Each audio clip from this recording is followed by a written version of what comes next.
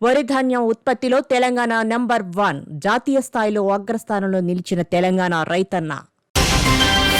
హైదరాబాద్లో PGR flyover ప్రారంభించిన CM Revanth Reddy 12 మీటర్ల వెడల్పుతో 6 లేన్ల ఫ్లైఓవర్కు 370 కోట్లకు పైగా ఖర్చు. ఆంధ్రప్రదేశ్లో త్వరలో అన్నదాత సుఖీభవ పథకం అమలు, సుమారు 48 లక్షల రైతు కుటుంబాలకు లబ్ధి.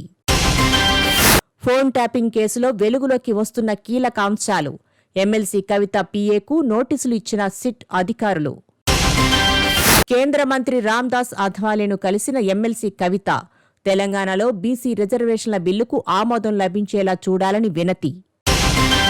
నిరుద్యోగులకు కాంగ్రెస్ సర్కారు మొండి చేయి చూపించిందన్న హరీష్ రావు, బీఆర్ఎస్ అండగా ఉంటుందని హామీ.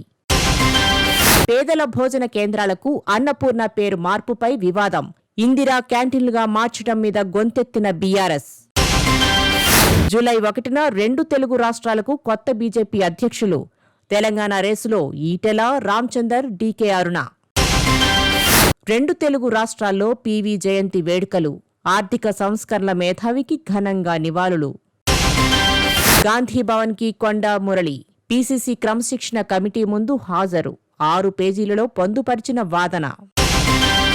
టీపీసీసీ సూచన మేరకు గాంధీభవన్లో కార్పొరేషన్ చైర్మన్ల సమావేశం, ప్రజా సమస్యల మీద వినతుల స్వీకరణ. యాంకర్ స్వేచ్ఛ మృతిపై కేసీఆర్ విచారణ, దోషిని కఠినంగా శిక్షించాలని డిమాండ్. పూరీలో కొనసాగుతున్న జగన్నాథుడి రథయాత్ర, అశేష భక్తజనం మధ్య పండుగ వాతావరణం.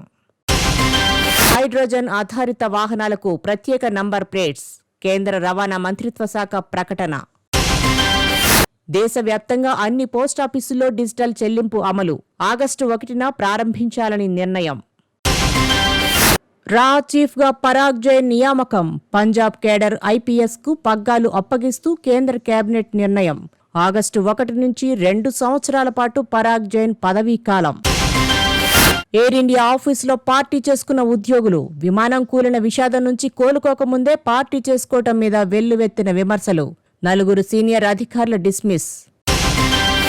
తెలంగాణలో ఇక మీద ప్రైవేటు స్కూళ్లలో యూనిఫామ్, షూ, బెల్టుల అమ్మకాల మీద నిషేధం. స్టేషనరీ, పుస్తకాలు మాత్రమే లాభం వేసుకోకుండా అమ్ముకునేందుకు అనుమతి.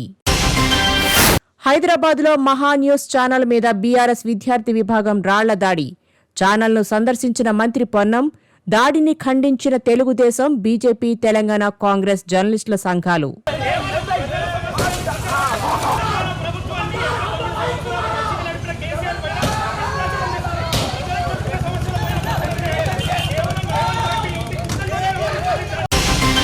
కేటీఆర్ మీద మహా న్యూస్ ఛానల్లో తప్పుడు వార్తలు ప్రసారం చేశారని బీఆర్ఎస్ ఆరోపణ.